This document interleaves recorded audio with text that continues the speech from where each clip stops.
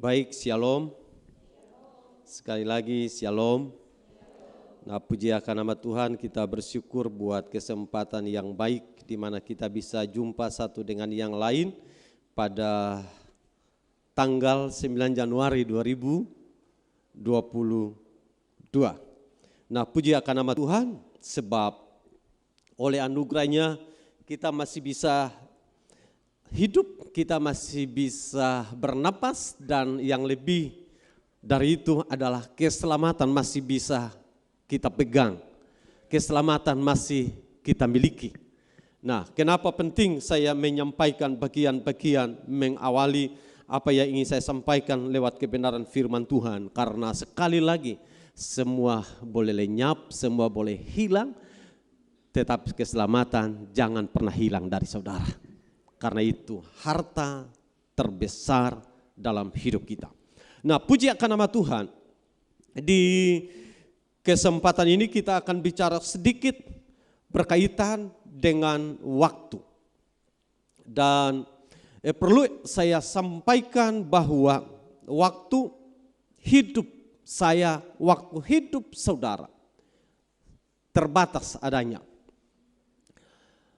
Kalau kita bicara waktu dalam usia hidup, Alkitab menjelaskan kita 70, lebih 80, lebih dari itu, apa saudara? Penderitaan. Jadi memang fakta kita ada di hari-hari ini, ada yang bisa berumur 100 tahun, ada yang lebih dari 100 tahun. Nah, tetapi saudaraku, buat saya, bicara waktu bukan soal usia kita. Usia memang semua orang rindu panjang umur. Semua orang rindu agar supaya anak cucu masih bisa lihat saya dan saudara. Dan tidak ada seorang pun yang hadir hari ini merindukan cepat mati. Betulkah benar? Tidak ada orang yang hadir hari ini yang mengatakan Tuhan beta mau mati cepat-cepat juga. Tidak ada orang. Semua kita rindu panjang umur. Nah, apa yang tadi saya katakan, saya tidak sedang bicara soal panjang umur atau pendek usia kita. Tapi saya ingin supaya kita sedikit mengerti dengan baik waktu-waktu di mana kita hidup. Apalah artinya panjang umur tetapi kita hidup di luar Tuhan? Apalah artinya panjang umur tapi kita tidak hidup menyenangkan Tuhan? Apalah artinya panjang umur tetapi kita melenceng keluar dari ketentuan kehendak Allah? Sehingga kalau saya katakan demikian, maka jauh lebih baik pendek umur tapi hidup dalam Tuhan. Tapi ada yang takut dengan itu. Jauh lebih baik. Sehingga kalau saya katakan kalau ada anak-anak kecil yang usia 0, 1, 2, 3 tahun lalu kemudian Tuhan panggil. Menurut saya itu keputusan Tuhan. Dan saya pastikan keputusan yang tepat. Karena kita tidak tahu nanti di 10-20 tahun kemudian anak itu, apakah dia hidup menyenangkan Tuhan? Tidak. Kalau kemudian ada orang yang Tuhan panggil pada keadaan kehidupannya yang begitu menyenangkan Tuhan, hidupnya sungguh-sungguh dengan Tuhan, maka itu keputusan Tuhan yang tepat. Karena jangan sampai pada waktu tertentu di mana dia tidak lagi hidup setia dengan Tuhan, jauh dari Tuhan. Dan apalah arti semua kesetiaan dia sebelumnya? Tentu akan menjadi sirna, menjadi istilah mubasir. Karena dia tidak lagi takut Tuhan. Nah, ingin saya membuat perbandingan situasi ini. Sekali lagi saya memiliki komitmen, saya memiliki pernyataan yang berulang kali saya katakan, saya mau semua jemaat Tuhan ingin hidup berapa tahun lagi? 1000 tahun lagi, walaupun memang tidak mungkin, saudara. Tetapi ini kerinduan kita semua. Nah, Paulus menasihati jemaat yang ada di Filipi. Dan nasihat Paulus kepada jemaat yang ada di Filipi dalam Efesus pasal 5 ayat yang ke-16 dikatakan begini. Efesus 5 ayat yang 16 dikatakan, dan pergunakanlah waktu yang ada karena hari-hari ini adalah jahat. Pergunakanlah waktu yang ada karena hari-hari ini adalah jahat. Dalam satu terjemahan ayat yang sama dikatakan begini. Maksud saya adalah supaya kamu menggunakan setiap kesempatan untuk melakukan yang baik. Karena zaman ini adalah zaman yang jahat. Dari ayat ini kita belajar satu hal. Kenapa kita bisa ada di kehidupan ini? Ada sisi kehidupan yang Tuhan izinkan kita bisa menikmati waktu-waktu ini. Poin yang kemudian oleh Paulus sampaikan buat jemaat yang ada di Efesus yang pertama, agar supaya kita melakukan apa yang baik, apa yang berkenaan kepada Tuhan. Nah, kenapa? Karena kita ada di zaman yang oleh Paulus katakan ini zaman yang jahat. Ini hari yang jahat. Berulang kali juga saya menjelaskan buat saudara, tidak berkaitan hari Minggu itu hari yang baik, hari Senin hari yang jahat, hari Selasa hari yang jahat. Di hadapan Tuhan semua hari sama. Hanya pertanyaannya kita mau menempatkan setiap waktu-waktu kehidupan kita ini mau bagaimana, itu yang paling penting. Nah, memang dalam kekristenan kita mengatakan hari Minggu adalah hari beristirahat, hari Minggu adalah hari khusus buat Tuhan. Dan sekali lagi, ini bukan bicara soal harinya, tapi soal bagaimana kita memanfaatkan hari Minggu menjadi hari spesial buat saya dan saudara. Karena ternyata di hari Minggu ada orang yang beribadah kepada Tuhan, ada orang di hari Minggu menggunakan waktu mencuri. Dan di mana-mana saudaraku hari-hari ini saya mendengar di beberapa tempat pencurian merajalela. Jadi jemaat Tuhan, kalau saudara tidur mana atau keluar, saudara harus benar-benar amankan rumah saudara. Di mana-mana pencurian sedang merajalela. Orang masuk lewat jendela, bongkar pintu dan lain sebagainya. Dan itu terjadi. Beberapa waktu yang lalu di Kudamati itu terjadi. Hari sebelumnya saya mendengar di daerah Poka dan sekitarnya pencurian merajalela. Dan sekali lagi kemudian kita memahami apa yang disebut oleh Paulus, katakan hari-hari ini adalah jahat. Bukan soal hari Senin, Selasa, Rabu dan lain sebagainya.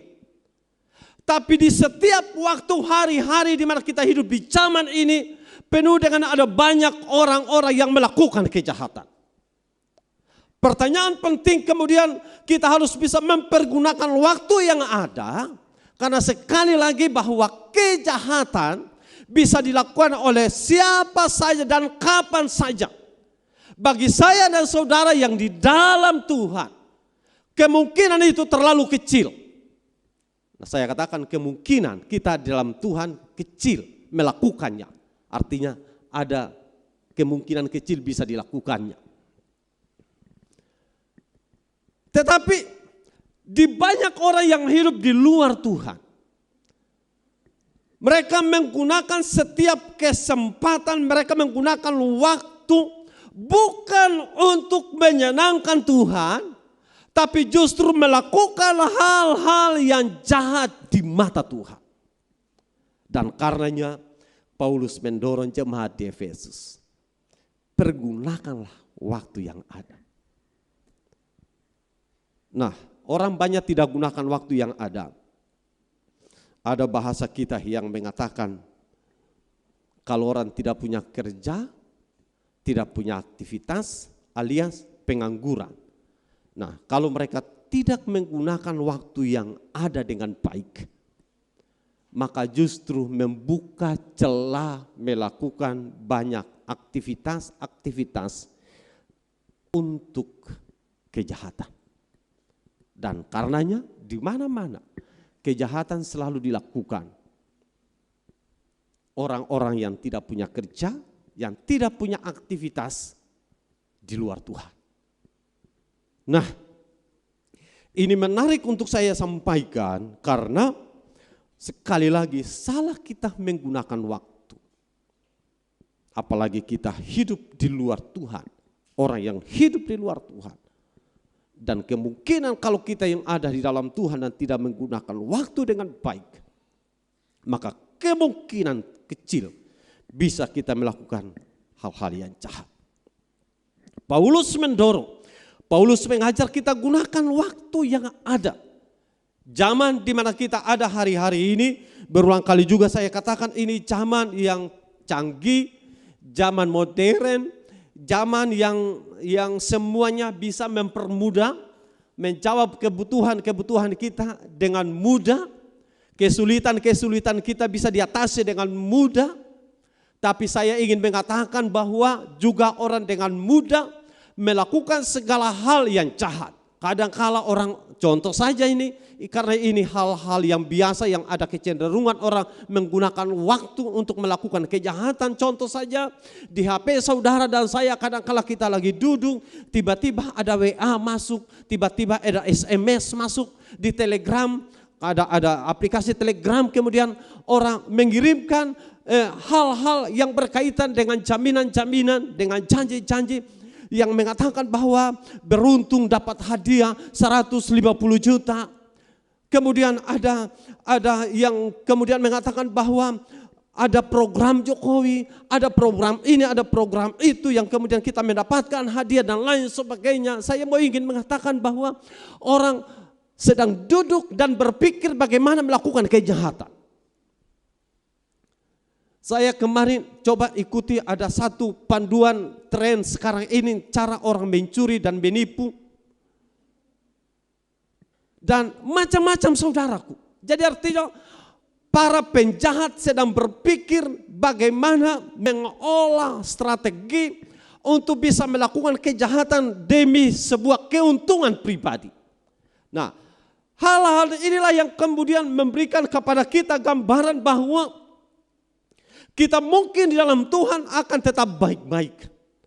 Tetapi orang yang di luar Tuhan sedang merencanakan segala rencana jahat untuk bisa mencelakakan siapa saja, untuk bisa merugikan siapa saja. Nah, karena ini hal yang saya bisa katakan ini zaman yang saya bisa katakan ini zaman emergensi. Zaman di mana kejahatan semakin bertumbuh subur. Zaman di mana orang bisa mendesain segala kejahatan untuk semakin lebih lagi modern. Dan saya dan saudara selaku anak-anak Tuhan harus bisa belajar dari situasi ini untuk bisa mempergunakan waktu yang ada. Tujuannya apa? Untuk melakukan hal yang baik. Melakukan kegiatan, mengisi waktu dengan hal-hal yang baik. Hal-hal yang baik. Yang kedua, hal-hal yang baik. Mungkin ini umum hal-hal yang baik. Hal yang kedua, hal-hal baik yang bisa kita lakukan adalah yang kedua, melayani Tuhan. Nah, kenapa penting untuk mengisi waktu-waktu hari-hari kita dengan yang disebut dengan hal-hal baik yang kemudian saya katakan melayani Tuhan. Melayani Tuhan bukan melakukan hal buruk. Amin. Melayani Tuhan bukan melakukan hal yang jahat. Melayani Tuhan, firman Allah katakan buat saya dan saudara, kita dihormati Bapa. Dan itu Alkitab katakan. Saya ingin saudara lihat sedikit, sekilas kisah tentang seorang Samuel. Dalam pertama Samuel pasal 2, ayat yang ke-18. Pertama Samuel pasal 2 ayat yang ke-18. Dikatakan begini. Adapun Samuel menjadi pelayan di hadapan Tuhan.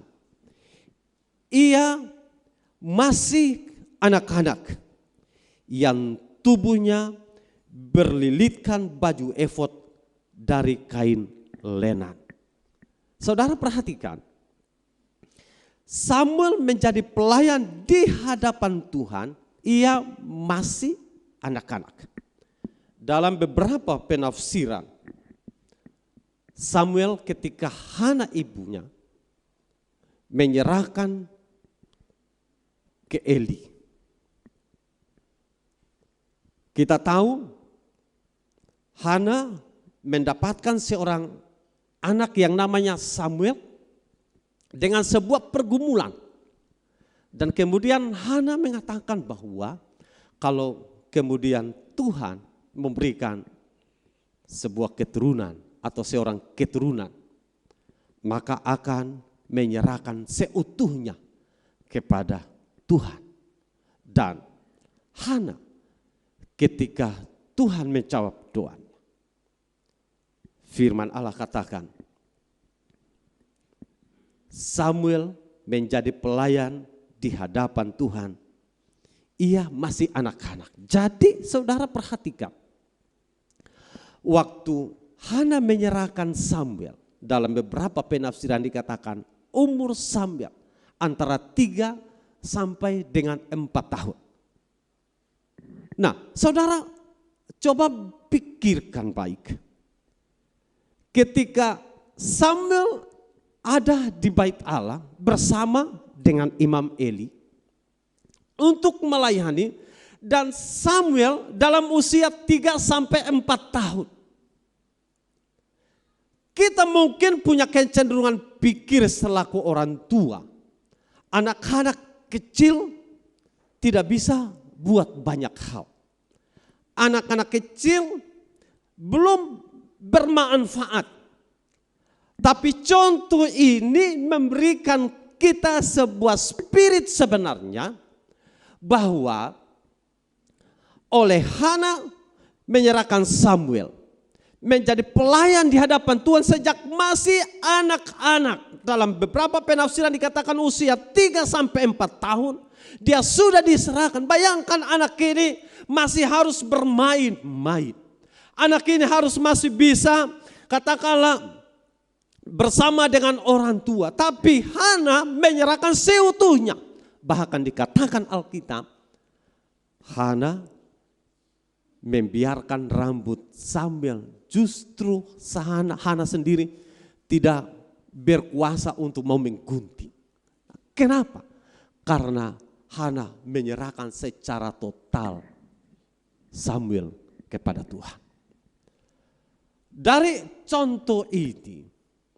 contoh ini, saya mau memberikan sedikit gambaran buat saya dan saudara. Bahwa yang pertama, dalam konteks melayani, khusus melayani Tuhan. Sebenarnya tidak ada soal karena dia ini usia dewasa, usia dia masih kecil. Bukan karena dia ini sudah tua atau karena masih muda. Bukan karena dia ini masih anak-anak atau karena dia sudah dewasa. Tapi dari apa yang kemudian Hana oleh Alkitab catat ini bicara soal dedikasi. Ini bicara soal penyerahan. Ini bicara tentang soal komitmen. Nah, sehingga dengan demikian kita semua yang berkenan hadir hari ini atau saudara yang ada di rumah sekalipun, maka camkan baik-baik bahwa soal melayani Tuhan bukan soal karena dia sudah tua atau karena masih anak-anak. Tapi soal dedikasi, soal komitmen, soal penyerahan hidup kita kepada Tuhan. Dan ketika kita serahkan seluruh kehidupan kita kepada Tuhan, maka sesungguhnya kita akan menjadi pribadi yang bisa bermanfaat untuk kepentingan kerajaan Allah. Tetapi kalau kita tidak punya dedikasi, kalau kita tidak punya komitmen, karena saya belum tahu dengan baik apa yang ada di benak masing-masing saudara atau siapapun dia. Tapi buat saya, melayani Tuhan itu adalah tempat terhormat di hadapan Tuhan. Karena ini perbuatan yang saya katakan ini perbuatan terpuji, perbuatan baik. Kebanyakan orang menempatkan pelayanan kepada Tuhan sebagaimana saya sudah katakan beberapa waktu yang lalu di tahun 2021. Kebanyakan orang melayani Tuhan hanya ketika dalam keadaan yang baik. Hanya ketika dalam keadaan senang. Hanya ketika dia dalam keadaan sehat. Hanya ketika dia dalam keadaan di mana dia diberkati. Hanya ketika dia dipuji. Tapi ketika dia tidak dipuji, ketika tidak dalam keadaan baik, dia tidak melayani Tuhan. Bahkan yang lebih parah lagi, dia melayani Tuhan kalau dia punya jabatan dalam gereja. Ini yang lebih ironis. Ketika dia tidak mempunyai jabatan dalam gereja, dia berhenti dari semua hal. Di beberapa tempat saya amati kalau dia berhenti dari jabatan dalam gereja, entah dia pengurus departemen, entah KKA, entah dia menjadi pembantu, dia berhenti dari situ, berhenti dan mogok semua. Mogok beribadah. Untunglah seng mogok makan. Dia berhenti semua. Pertanyaan, taruh kesadaran dan otak kita ini di mana sebenarnya? Bukankah kita melayani Tuhan? Yang pertama karena itu sebuah penghormatan Tuhan buat saya dan saudara. Tapi yang kedua itu sebagai ungkapan syukur kita. Hana menyerahkan Samuel dari sejak masa kecil dan bahkan Hana menyerahkan Samuel secara utuh, secara total kepada Tuhan. Karena Hana merasa mengucap syukur karena Tuhan bisa mengaruniakan seorang anak buat Hana. Jadi bagi Hana bukan soal nanti Samuel akan selalu bertumbuh sama-sama dengan Hana. Bukan soal nanti mau kerja sama-sama di kebun dengan Samuel. Bagi Hana itu bukan soal. Hana merasa bersyukur karena Tuhan masih mengaruniakan seorang anak lewat kandungan Hana. Saya mau mengatakan buat saudara selaku orang tua, mari kita ajar, mari kita bangun paradigma, mari kita berpikir. Saya katakan buat ketiga anak, kalian ini bertumbuh, kalian ini hidup, kalian bisa makan, kalian bisa tinggal dari pelayanan kami selaku orang tua kepada Tuhan. Dan kalian tidak bisa sembarangan. Sejauh dimana kalian bisa lakukan sesuatu untuk sebuah pelayanan. Kami katakan buat ketiga anak kami yang laki-laki ini, saudara. Saya mau agar supaya mari kesadaran yang kita bangun kita selaku orang tua adalah menyadarkan anak-anak kita agar supaya mereka bisa belajar melayani Tuhan. Amin. Belajar saudara. Jangan sampai bahkan anak-anak mau melayani orang tua tidak mau, itu yang lebih salah lagi. Jangan sampai.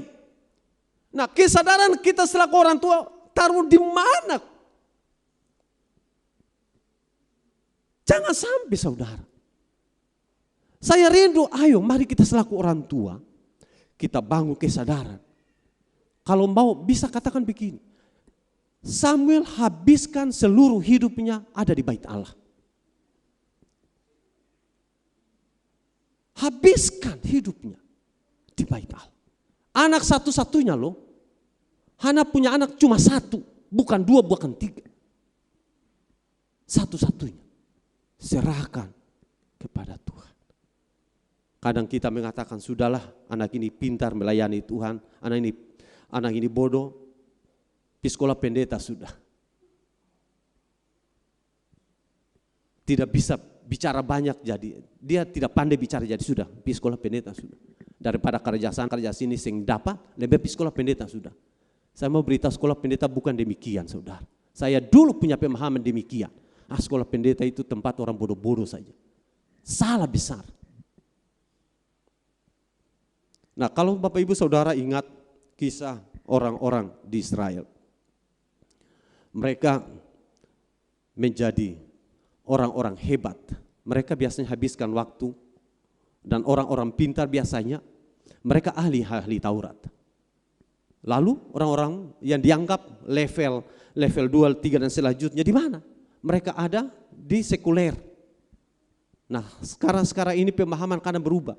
Yang level 1, level 2 itu ada di sekuler. Level 3, 4 dan istilah bilang anak yang dilihat dengan sebelah mata sekolah teologi. Terbalik.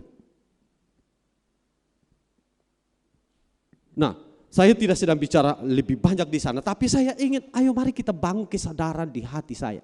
Kita selaku orang tua, kita selaku anak-anak, apa yang bisa kita buat untuk melayani Tuhan? Amin. Apa yang bisa kita kerjakan untuk melayani Tuhan? Melayani Tuhan bukan hanya dalam konsep di mana saudara ada di balik mimbar ini, lalu kemudian saudara berkhotbah. Bagi saya kalau saudara belajar dan saudara bisa sungguh-sungguh sehingga saudara menjadi bisa pengkhotbah yang baik, buat saya itu sebuah kebanggaan saya. Kalau saudara bisa berkhotbah, pertanyaannya saudara mau belajar tidak? Karena menjadi seorang pengkhotbah tidak harus menjadi seorang pendeta sebenarnya. Bukan hanya dari tamatan sekolah teologi.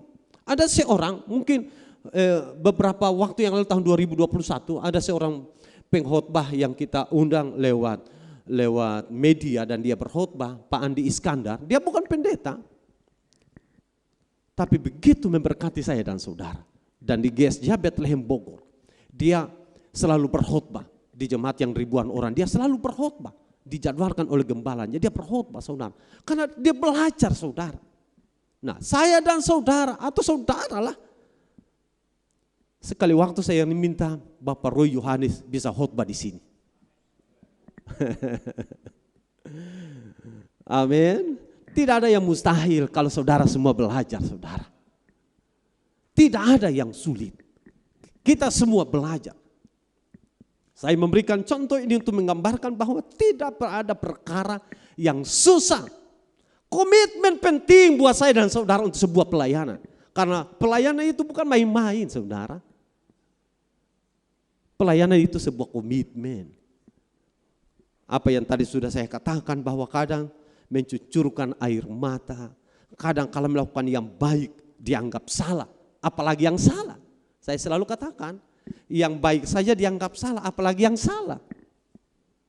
Kita harus ini, itu dan lain sebagainya.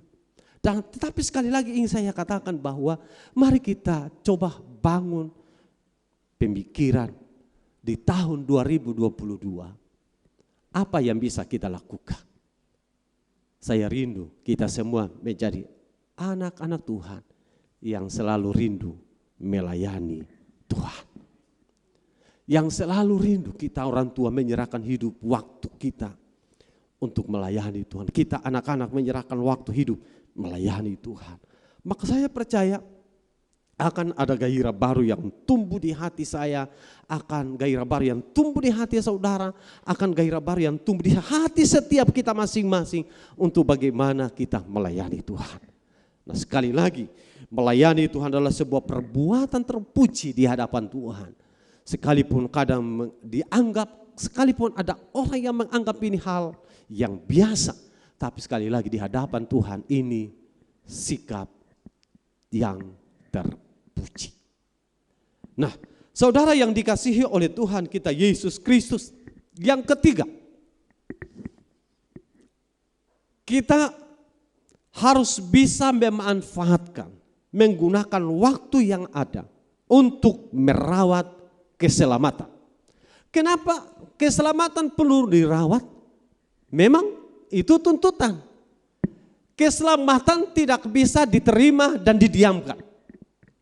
Keselamatan tidak bisa setelah kita terima dan biarkan begitu saja. Sehingga kalau kemudian setelah keselamatan itu kita terima, kita peroleh dan kita biarkan, maka kemudian orang bisa melakukan apa saja setelah dia mengakui Kristus sebagai Tuhan dan Juru Selamat. Dia kemudian akan membuat sebuah komitmen sekali diselamatkan, tetap diselamatkan. Sekalipun melakukan kejahatan, tetap diselamatkan. Sekali diselamatkan, tetap diselamatkan. Karena menganggap setelah diselamatkan selesai. Padahal untuk sebuah keselamatan perlu dirawat. Bagaimana cara kita merawatnya? Saya ingin saudara lihat dalam Filipi pasal 2 ayat yang ke-12. Filipi pasal 2 ayat yang ke-12 dikatakan begini. Hai saudara-saudaraku yang kekasih, kamu senantiasa taat. Karena itu tetaplah kerjakan keselamatanmu dengan takut dan gentar. Bukan saja seperti waktu aku masih hadir, tetapi terlebih pula sekarang waktu aku tidak hadir. Perhatikan, dalam terjemahan sederhana, dalam firman Allah yang hidup, ada kalimat yang menarik menurut saya ingin baca. Dikatakan begini. Saudara sekalian yang saya kasihi, ketika saya berada bersama dengan saudara, saudara selalu berusaha mentaati petunjuk-petunjuk saya. Sekarang pada waktu saya jauh, saudara harus lebih banyak berusaha untuk mengerjakan hal-hal yang baik sebagai buah-buah keselamatan. Mentaati Allah dengan penuh hormat serta takut akan segala sesuatu yang mungkin tidak menyenangkan hatinya. Nah, saudara perhatikan. Ada kalimat-kalimat yang oleh Paulus katakan mengerjakan. Padahal Paulus tahu jemaat Filipi mereka sudah diselamatkan. Bahkan dalam penulisan surat-surat, kalau Bapak Ibu Saudara perhatikan, rupanya ada satu jemaat dari sekian jemaat yang Paulus bangun. Jemaat yang sangat berkesan di hati Paulus adalah jemaat Filipi. Dalam pasal 4, Paulus banyak menguraikan tentang apa yang oleh jemaat Filipi lakukan buat Paulus ketika dia ada di penjara. Dan Paulus menuliskan surat.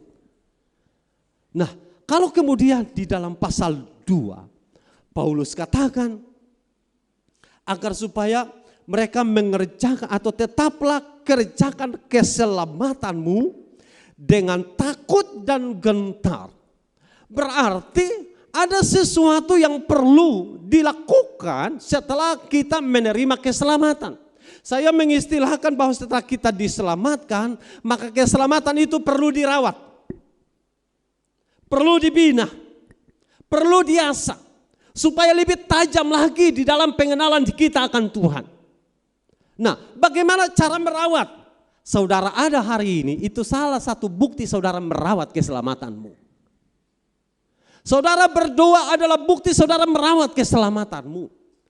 Saudara membaca firman Allah adalah salah satu bentuk saudara merawat keselamatanmu. Kenapa?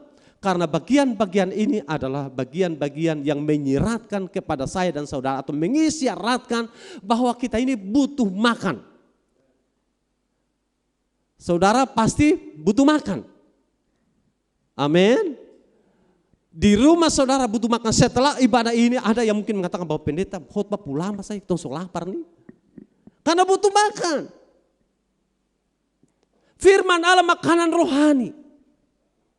Dan kalau saudara tidak merawat keselamatanmu dengan makanan-makanan yang bergizi, dengan makanan rohani, bagaimana keselamatanmu itu bertumbuh subur?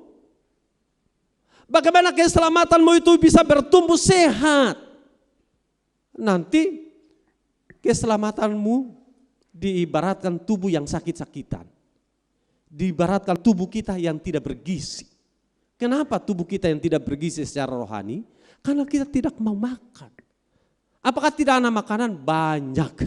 Cuma saya nggak ada nafsu makan. Kenapa saya nggak ada nafsu makan? Karena tidak punya keinginan makan.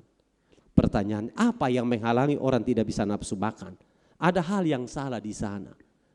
Ibaratkan kalau saudara sehat, saudara pasti makan ada babi guling, ada ikan bakar.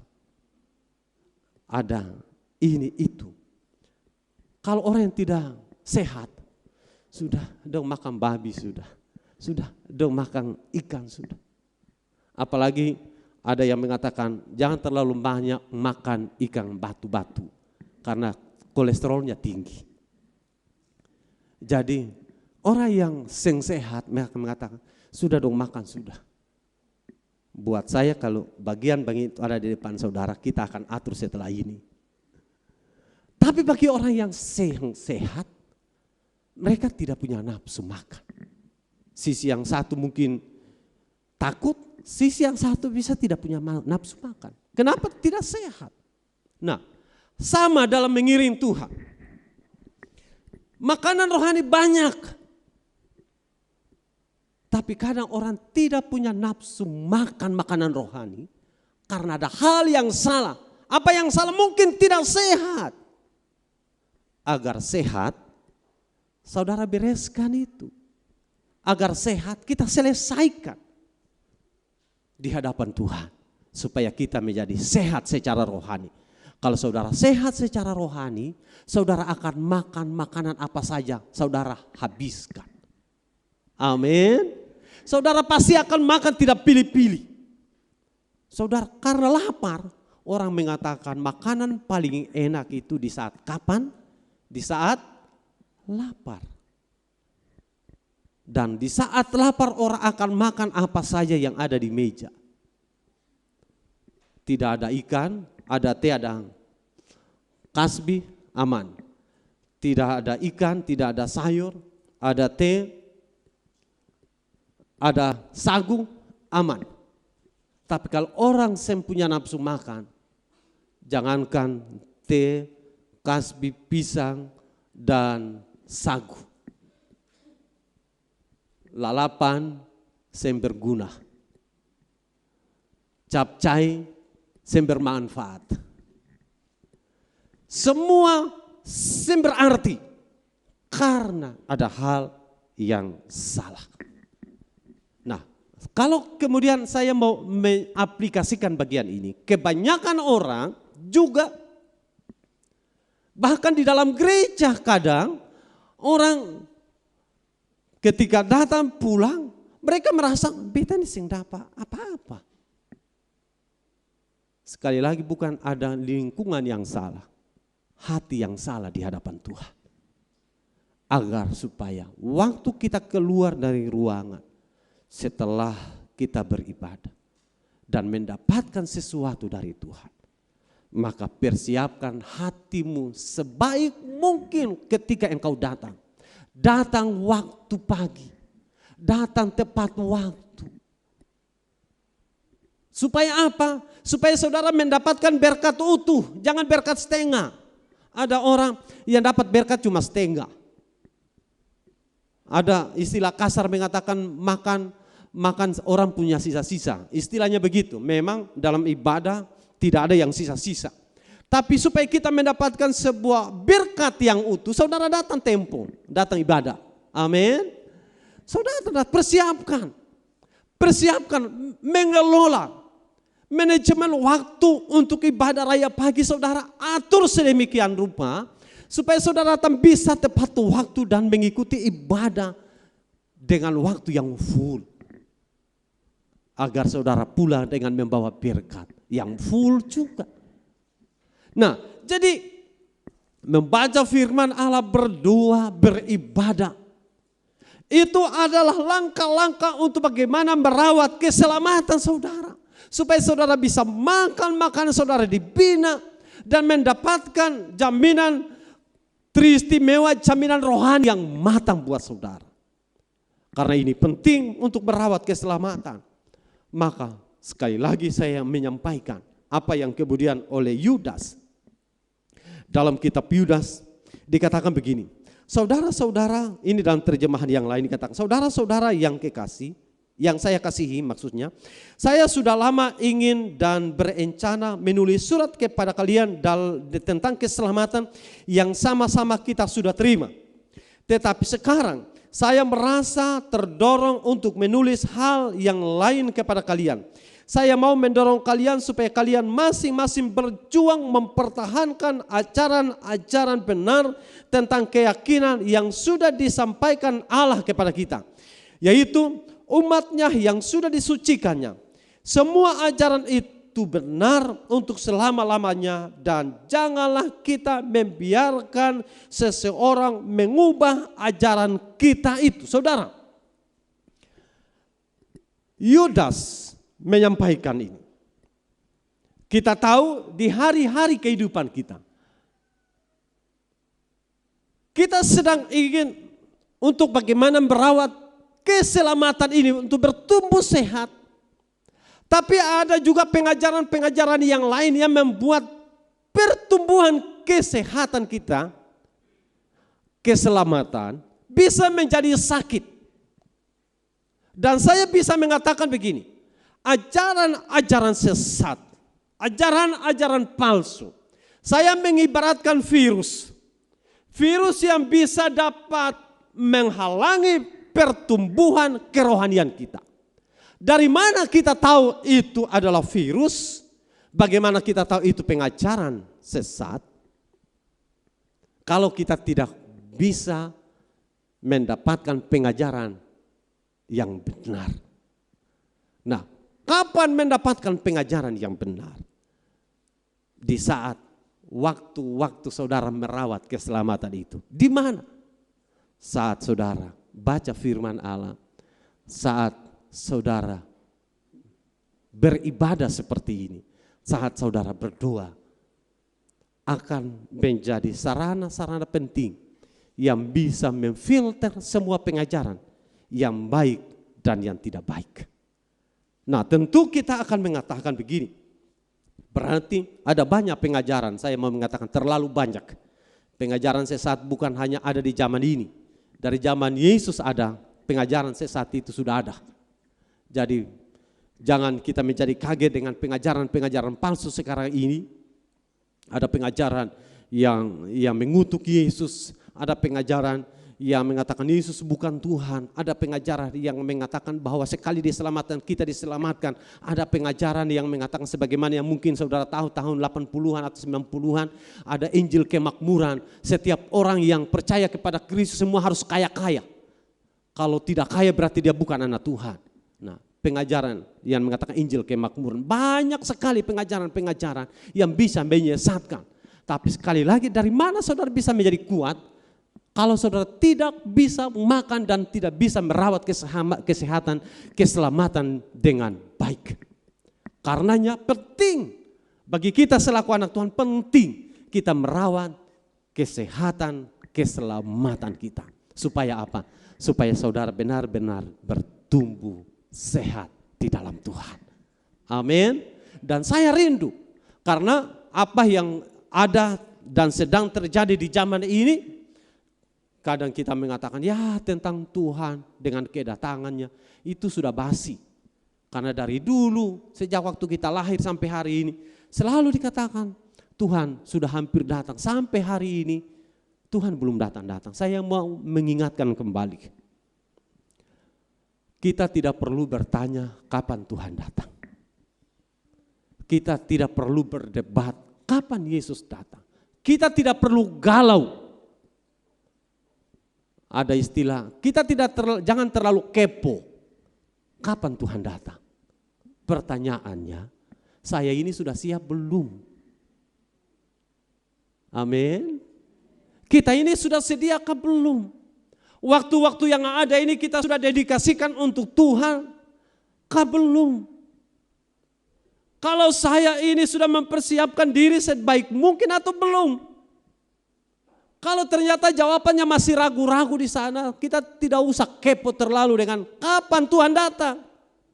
Karena kalau kita sudah siap, mau entah hari ini Tuhan datang, entah besok Tuhan datang, entah tahun depan Tuhan datang, bukan masalah buat saya dan saudara. Karena Tuhan datang ini ibarat seperti seorang pencuri yang tidak tahu kapan dia akan datang. Tapi kita ini siap sedia. Dan bersyukur kalau orang yang sudah siap sedia. Saya rindu mendorong, ayo mari kita siap sedia. Merawat keselamatan kita. Waktu-waktu ini mari kita rawat keselamatan. Waktu-waktu ini ayo mari kita rawat keselamatan. Waktu-waktu ini ayo mari kita melayani Tuhan. Wah, ayo mari waktu-waktu ini mari kita lakukan yang baik buat Tuhan. Saudara, menolong orang lain itu hal yang baik. Lakukan yang bisa kita lakukan. Dan saya percaya Tuhan akan berkati kita semua. Tuhan tolong kita.